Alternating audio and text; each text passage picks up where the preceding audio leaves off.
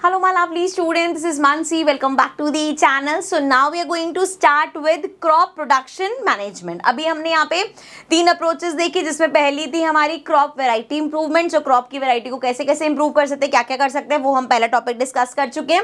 Second हम बात करने वाले हैं क्रॉप की प्रोडक्शन की. So it involves different practices carried out by farmers to achieve higher standard of crop production. जो क्रॉप का प्रोडक्शन कैसे बढ़ाया जाए, उसके लिए क्या क्या फार्मर्स करते हैं, वो हम यहाँ पे बात करने वाले हैं. So the different practices are, 3 practices यहाँ पे डिस्कस करेंगे. पहली है न्यूट्रिएंट मैनेजमेंट, देन है इरिगेशन एंड देन है क्रॉपिंग पैटर्न. सो ये 3 चीजें, तीनों चीजें आपस में एक दूसरे से काफी डिफर करती हैं.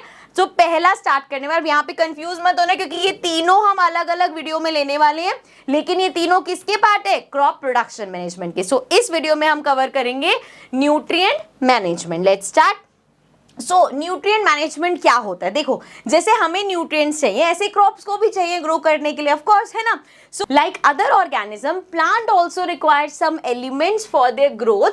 उनको भी कुछ एलिमेंट्स की जरूरत है ग्रो करने के लिए, and these elements are called nutrients. So अगर हम स्पेसिफिकली बात करें, so there are 16 essential nutrients. 16 nutrients है जो एक हमारे प्लांट क्रॉप को चाहिए ग्रो करने के लिए. That plant need the nutrients that are required in large quantity are called macronutrients. अब ऐसे न्यूट्रिएंट्स जो बहुत लार्ज क्वांटिटी में चाहिए उनको हम मैक्रो मतलब ज्यादा, एंड इसी तरीके से the nutrients that are required in small quantities, छोटी कम क्वांटिटीज में चाहिए by the plant are called micro nutrients. Micro मतलब कम, मैक्रो मतलब ज्यादा. ठीक है, चलो अब यहाँ पे अगर हम बात करें तो न्यूट्रिएंट्स क्या क्या हो सकते हैं? कार्बन डाइऑक्साइड हो गया, ऑक्सीजन हो गया, hydrogen, then nitrogen, phosphorus, potassium, calcium, magnesium, sulphur, कितने सारे एलिमेंट्स जो पढ़ के आए वो सारे यहाँ पे न्यूट्रिएंट्स हैं. Iron, manganese, boron, zinc, copper. अच्छा, ये पूरा टेबल मैंने एनसीईआरटी की बुक में से लिया, वहाँ पे आपको मिल जाएगा. अच्छा, ये न्यूट्रिएंट्स मिलते कहाँ से, उनका क्या सोर्स है? अब जो क्रॉप ग्रो कर रहे हैं, ऐसा तो नहीं हमारे पास तो है भैया कि दिन में 3-4 बार ऑप्शन है खाना खाने का, अपने मील्स में हम डाल लेते हैं. इनको कहाँ से मिलता है? एयर से, वाटर से और सॉइल से. क्रॉप ग्रो हो रही है, उसके बाद 3 चीजें, या तो उसको एटमॉस्फेयर एयर में से मिलेगा, या जिस सॉइल में वो ग्रो हो रहा है उस सॉइल में से वो खींचेगा इन एलिमेंट्स को, न्यूट्रिएंट्स को लेगा, या जो उसको वाटर प्रोवाइड हो रहा है उससे लेगा. ठीक है ना. चलो, सो अब इसमें आगे बात करते हैं. What happens if plants lack in these nutrients. अब जब भी हम कोई चीज करते हैं ना, पहले मैं आपको ये बता देती हूँ कि भैया क्यों जरूरी है, अगर नहीं होगा तो क्या होगा. सो अगर ये न्यूट्रिएंट्स नहीं मिलेंगे, कम मिलेंगे, तो क्या होगा?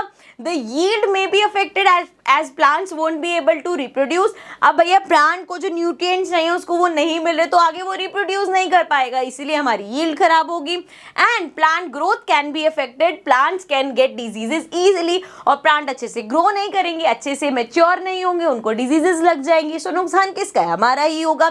अच्छा, यील्ड आपको याद है ना, देखो जो सारा मेरे से पढ़ रहे हैं उनको तो मैंने 10 बार बोल दिया होगा यील्ड क्या होता है, लेकिन अगर आपको पर्टिकुलर टॉपिक देखना है तो मैं रिपीट कर देती हूँ. यील्ड बेसिकली हमारा होता है कि एक आपके पास पूरी लैंड में कितनी आपको उपज मिलती है, क्योंकि ये वर्ड बार बार रिपीट होगा, इसलिए मैं बता रही हूँ. कितनी आप ग्रो कर रहे हो, कितनी आप क्रॉप ग्रो कर रहे हो, एंड कितनी देन फाइनली आपको हार्वेस्ट के बाद अचीव हो रही है, तो वो उसकी होती है क्रॉप यील्ड. ठीक है ना, कितना मिल पाया हमें. चलो, now how can we increase the yield? By providing all nutrients to the plants. अब वो कह रहे हैं कि चलो भाई, आप कह रहे हो कि ठीक है आप सारे न्यूट्रिएंट्स प्रोवाइड करके वो यील्ड बढ़ा सकते हो, लेकिन कैसे करोगे? कैसे न्यूट्रिएंट्स प्रोवाइड करोगे अगर उन्हें नेचुरल सोर्सेज एयर वाटर उससे नहीं मिल रहे? तो और क्या कर सकते हैं? By using manures and fertilisers. तो हमारा ये न्यूट्रिशन मैनेजमेंट जो हम पढ़ रहे हैं उसमें 2 इंपॉर्टेंट चीजें आ गई, मैन्योर एंड फर्टिलाइजर्स. इसके बारे में हम पढ़ना स्टार्ट करेंगे. पहली बात करते हैं मैन्योर्स की. तो मैन्योर क्या होते हैं? Manure is a source of organic matter. अच्छा, ये ऑर्गेनिक होता है, इसमें कुछ भी केमिकली यूज नहीं होता, ऑर्गेनिक होता है पूरा ये. It supply small quantities of nutrient to the soil. So वो हमारी सॉइल को अच्छा बनाने के लिए, सॉइल में न्यूट्रिएंट्स आ जाए इसलिए यूज करते हैं, वो होते हैं हमारे manure. It is prepared by decomposition of animal excreta and plant waste. So animal और प्लांट का जो वेस्ट होता है उससे वो हमारा मैन्योर है वो बनता है. ठीक है जी. अब देखो जरा क्या फंक्शंस और फीचर्स है इस मैन्योर के. सो क्या फंक्शंस है? Manure mainly consist of organic matter which increases the fertility of soil. So इसमें कुछ भी केमिकल नहीं है, सिर्फ सब चीज ऑर्गेनिक है. सो वो फर्टिलिटी ऑफ सॉइल को अच्छा करते हैं। सॉइल जितनी फर्टाइल होती है उतना ही उसमें अच्छे से क्रॉप ग्रो होती है, तो ये हमारी सॉइल को फर्टाइल करती है, उसकी फर्टिलिटी बढ़ाती है। Now it also contain nutrients in small quantity which are then supply to the soil on adding manures. तो जब आप उस सॉइल में मैन्योर्स ऐड करोगे तो वो जो स्मॉल क्वांटिटी में न्यूट्रिएंट्स है वो भी आप प्रोवाइड कर पा रहे हो। Then the soil structure also enhances due to manure, it tends to hold more amount of water. तो जो सॉइल का स्ट्रक्चर है वो इंप्रूव होता है, अब वो जो पानी है उसको ज्यादा अच्छे से होल्ड कर पाते हैं, जितना अच्छे से वो होल्ड, जितनी कम सलाइन होगी उतना अच्छा रहता है हमारे लिए, तो वो यहाँ पे क्या होगा, अच्छे से पानी को होल्ड कर पाएगी, तो एक अच्छा बेनिफिट हमारे को फायदा होगा। Then manure is purely organic, hence using more manure is completely healthy for the plant as well as the environment. अब जो मैन्योर है क्योंकि उसमें कुछ केमिकल नहीं है, सारा वो ऑर्गेनिक है, बेसिकली क्या प्लांट और जो हमारा एनिमल जो वेस्ट है उसी से ही तो बन रहा है, तो एक तो आप उसको ज्यादा यूज करोगे तब भी कोई हार्म नहीं और एनवायरनमेंट को भी कोई उससे दिक्कत नहीं है। बेसिकली वो तो अच्छा ही कर रहे हैं ना, कि जो वेस्ट है उसको क्या करे, एक तरह से रिसाइकिल कर रहा है। सो यूजिंग मैन्योर, जो लास्ट पॉइंट है, is a way to recycle farm waste. So farm का जो भी वेस्ट है वो एक तरीके से हमारा रिसाइकिल हो रहा है। तो मैन्योर्स के ये सारे फंक्शंस और फीचर्स हो गए।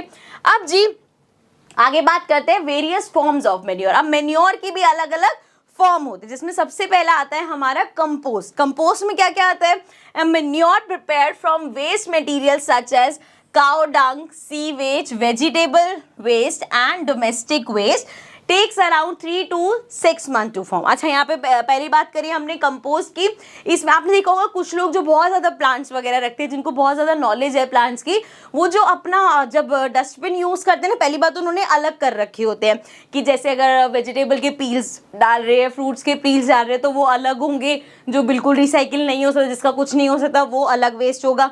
तो जो वहाँ पे वेस्ट कलेक्ट करते हैं ना, उससे वो मैन्योर्स बनाते हैं, ऐसे बहुत लोग घर पे करते हैं, ठीक है। सो ये हमारे मैन्योर होते हैं डोमेस्टिक वेस्ट से, सीवेज, वेजिटेबल, फ्रूट्स वगैरह उसके वेस्ट से और काउ डंग से, इन सब चीज़ों से बनता है कंपोस्ट। और इसको लगती है 3 से 6 महीने, मतलब कुछ नहीं करना, बस इसको इकट्ठा करते रहो, हिलाते रहो विद टाइमिंग, 3 से 6 महीने के अंदर ही पूरा ऐसा मैन्योर से, जैसे यहाँ पे दिख रहा है ना पिक्चर में, ऐसा मैन्योर हमारा तैयार हो जाता है। अब इसी में ही हमारा एक आता है सेकंड नंबर पे वर्मी कंपोस्ट। वर्मी कंपोस्ट में क्या होते हैं, सेम चीजें हैं लेकिन इसमें हम अर्थवॉर्म्स को यूज करते हैं। सो अर्थवॉर्म की हेल्प से ये प्रोसेस बेसिकली फास्टन अप हो जाता है। So vermicompost, a manure that is prepared by using earthworms, takes around 1 to 2 months in formation. So 1 से 2 महीने के अंदर ये हमारा मैन्योर तैयार हो जाता है। किसकी हेल्प से बना है, ये अर्थवॉर्म्स की हेल्प से। इसलिए कभी अगर अपने घर में प्लांट भी लगाया होगा ना, तो मिट्टी में से कभी कभी छोटे छोटे ऐसे लंबे लंबे अर्थवॉर्म्स निकल भी जाते हैं, वो बेसिकली मैन्योर में आके मिल गए इसलिए निकल जाते हैं। देन है हमारे पास थर्ड ग्रीन मैन्योर। अब ये ग्रीन मैन्योर क्या होता है, sometimes specific plants are grown and then plugged again in the soil. These plants decay and turn into manures which enriches the soil mainly with nitrogen and phosphorus. तो अब क्या करा जाता है, कुछ प्लांट्स को स्पेसिफिकली ग्रो किया जाता है, उनका और कोई यूज नहीं है, उनको ग्रो करके उनको निकाल के फिर मिट्टी के अंदर ही दबा दिया जाता है। वो प्लांट्स क्या करती है, वो बेसिकली एक टाइम बाद मैन्योर बन जाते हैं and they are nitrogen and phosphorus rich, ठीक है। सो ये न्यूट्रिएंट्स वो प्रोवाइड करेंगे। Now plants that are used in the process of green manure are hemp, clover, peas grass mixture, ठीक है। ये सब होते हैं, मुझे पता नाम आपने पहली बार ही सुने होंगे, बट चलो समझ आ गया कि इसलिए ग्रो करे जाते हैं ताकि दोबारा उनको मिट्टी में दबा दिया जाए और वो मैन्योर का काम करे, ठीक है। सो ये हमारे टाइप हो गए। अब हम बात करेंगे फर्टिलाइजर्स की। अभी हमने डिस्कस करा मैन्योर, उसके क्या फंक्शन है, उसके क्या टाइप है। अब हम बात करते हैं फर्टिलाइजर्स की। जैसे हमने बोला ना, न्यूट्रिएंट मैनेजमेंट में 2 चीजें हैं, मैन्योर्स और फर्टिलाइजर। मैन्योर हमारा हो गया, फर्टिलाइजर्स क्या होते हैं। Now fertilisers are prepared in factories. तो पहले तो ये एफ वर्ड से याद कर लो, ये एफ से हमारा फर्टिलाइजर और एफ से हमारा फैक्ट्रीज। तो ये फर्टिलाइजर्स घर पे नहीं बनते, आराम से नहीं बनते, ये बनते हैं फैक्ट्रीज में, मतलब इसमें कुछ केमिकल लोचा होता है ना। So they are made of chemical substances. हाँ जी बिल्कुल, केमिकल सब्सटेंसेस से बनते हैं ये। They have large amount of nutrients like nitrogen, phosphorus and potassium. अब उसमें क्योंकि भैया केमिकली बना रहे हो आप उस चीज को, तो उसमें लार्ज अमाउंट ऑफ न्यूट्रिएंट्स डाल सकते हैं हम, क्योंकि केमिकल से बन रहा है वो। Now fertilisers are easily absorb by the plant since they are soluble in water it is costly. पहली चीज तो क्योंकि वो बनाया इस तरीके से गया, सॉल्यूबल होता है वाटर में, तो मैन्योर इतनी जल्दी सॉल्यूबल नहीं होता, लेकिन फर्टिलाइजर होता है, लेकिन वो कॉस्टली बनता है क्योंकि भाई फैक्ट्रीज में बनेगा तो मशीन्स भी चाहिए, मैन पावर भी चाहिए, तो ऑफकोर्स उसका कुछ प्राइस तो देना पड़ेगा ना ज़्यादा। देन वी हैव अब प्रिकॉशंस क्या है फर्टिलाइजर। अब आप सोचोगे कि यार अगर फैक्ट्री में, चलो ठीक है कॉस्टली वाला तो पॉइंट है, अगर फैक्ट्री में कोई चीज़ बन सकती है तो क्यों मैन्योर 3 से 6 महीने लगाओ। सो यहाँ पे इसके प्रिकॉशंस देख लो, फिर आपको समझ में आ जाएगा। So fertiliser should be applied in a proper amount as an excess of fertiliser is not good for the plant. जैसे हमने मैन्योर में बोला ना, ज़्यादा भी होगा तो वो सॉइल की विद टाइम फर्टिलिटी बढ़ाएगा, कोई टेंशन नहीं, आराम से, कोई दिक्कत नहीं करेगा प्लांट को। लेकिन अगर आप फर्टिलाइजर डाल रहे हो और वो अगर आपने ज़्यादा डाल दिए तो वो प्लांट को खराब भी कर सकता है। जैसे बोलते हैं ना, excess of anything is very bad. तो यहाँ पे भी अगर फर्टिलाइजर ज़्यादा जल गए, न्यूट्रिएंट्स बहुत ज़्यादा भी दे दोगे, तब भी वो मर जाएगा प्लांट, ठीक है ना। सो प्रॉपर अमाउंट होना चाहिए। Then proper precautions regarding the time of applying fertilizer should be taken. अब वो फर्टिलाइजर उस प्लांट की किस स्टेज पे उसको रिक्वायर्ड है, कब चाहिए, वो टाइम पे डिसाइड करना बहुत ज़रूरी है, ठीक है। देन नेक्स्ट है हमारे पास, इसको ऊपर कर लेते हैं। Excess use of fertilizer can lead to water pollution as the extra fertilizer get washed away during irrigation। अब इससे भाई वाटर पॉल्यूशन भी होगा क्योंकि जितना तो वो यूज़ कर पाए, फर्टिलाइजर तो आपने भर दिया वहाँ पे, लेकिन अब जो यूज़ नहीं हुआ पानी से ही बह के जाएगा, और पानी को भी, अब बेसिकली पानी में केमिकल मिल गया ना हमारा। जब फर्टिलाइजर केमिकल से बना है तो अब वो पानी में अगर जाके मिक्स होता जा रहा है तो पानी में वो केमिकल मिल गया तो वाटर पॉल्यूशन क्रिएट करेगा, पानी तो पीने लायक बना नहीं, बचेगा नहीं फिर। देन है excess use of fertilizer can destroy the fertility of soil as well. और अगर आप किसी सॉइल में जहाँ पे क्रॉप ग्रो कर रहे हो बार बार उसमें फर्टिलाइजर्स डालते जा रहे हो तो वो क्या करेगा, एक टाइम बाद वहाँ पे सॉइल इरोजन हो जाएगा, बेसिकली फर्टिलिटी ऑफ सॉइल खत्म हो जाएगी। मैन्योर के केसेस में जितना ज़्यादा एक्सेस वो फर्टिलिटी बढ़ाता है क्योंकि वो ऑर्गेनिक है। फर्टिलाइजर्स क्या करते हैं, फर्टिलिटी को कम करते रहते हैं विद टाइम क्योंकि उसमें केमिकल्स हैं, ठीक है, अंडरस्टूड। चलो आगे देखते हैं। आगे अब ये लास्ट, आई थिंक इस सेशन का ही लास्ट लेते हैं। How are fertilizer and manure different, आपस में इनमें क्या फर्क है वो डिस्कस कर लेते हैं।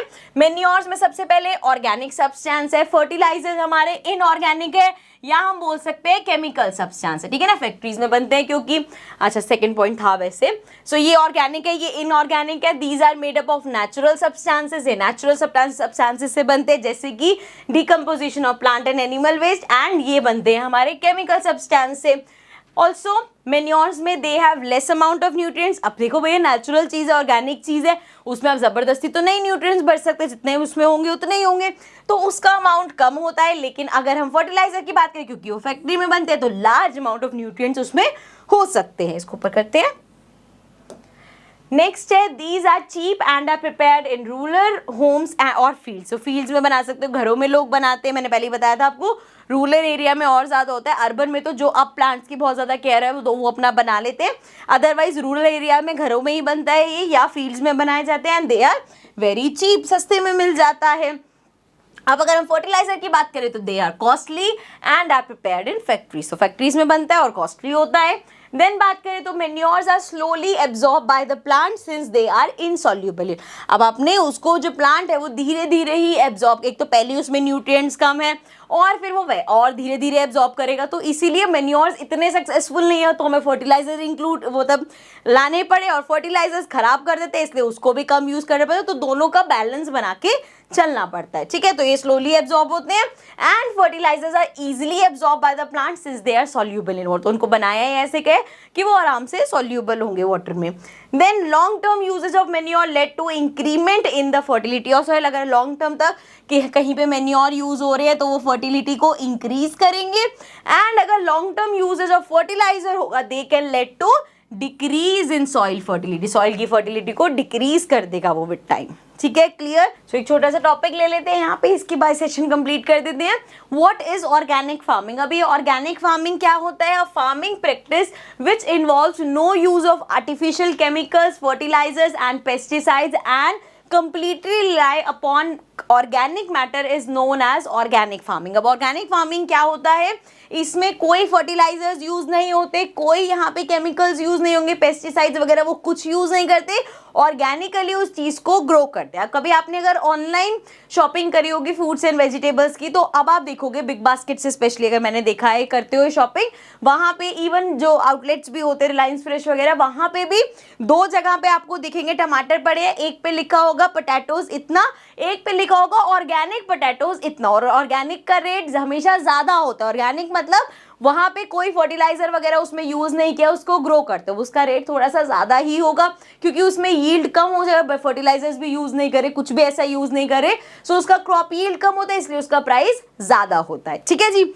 चलो सो ये हमें समझ आ गया। ऑर्गेनिक फार्मिंग में हमारे होते हैं सारी वो चीज़ें जिसमें जो ऑर्गेनिकली हो, कोई आर्टिफिशियल हमारा केमिकल्स यूज नहीं हो, कोई फर्टिलाइजर यूज नहीं हो, पेस्टिसाइड्स यूज नहीं हो, कुछ भी यूज नहीं हो, सिर्फ ऑर्गेनिकली फार्मिंग करी गई है, वो हमारे हो गए सारे, क्या हो गया, ऑर्गेनिक फार्मिंग में आ गए। So organic farming uses healthy cropping system such as crop rotation, intercropping and mix cropping. अब ये जो आपको वर्ड्स दिख रहे हैं ना, ये हम डिस्कस करेंगे, बट इस टर्म में जब हम क्रॉपिंग पैटर्न्स पढ़ेंगे उसमें लेके जाएंगे। ठीक है, सो बस अभी यहाँ पे समझ लो, इसकी डिटेल में हम पढ़ेंगे अभी। ठीक है, देन है organic matter used in organic farming. अब यहाँ पे क्या क्या ऑर्गेनिक मैटर यूज करते हैं, एक तो मेन्योर अभी पढ़ के आए हैं, मेन्योर्स हो गया, bio agent such as blue green algae हो गया, उसका यूज करते हैं, बायो फर्टिलाइजर, बायो फर्टिलाइजर मतलब केमिकल उसमें कुछ नहीं है, and neem leaves and turmeric as bio pesticide. So वो इन चीजों को यूज करके ऑर्गेनिक फार्मिंग करी जाती है। ठीक है, तो इसी के साथ हमारा टॉपिक जो क्रॉप प्रोडक्शन मैनेजमेंट का पहला था विच इज न्यूट्रिएंट मैनेजमेंट, वो होता है कंप्लीट। नेक्स्ट अब हम करेंगे irrigation, but in the next session. So I will see you all in the next video, then take care and bye bye.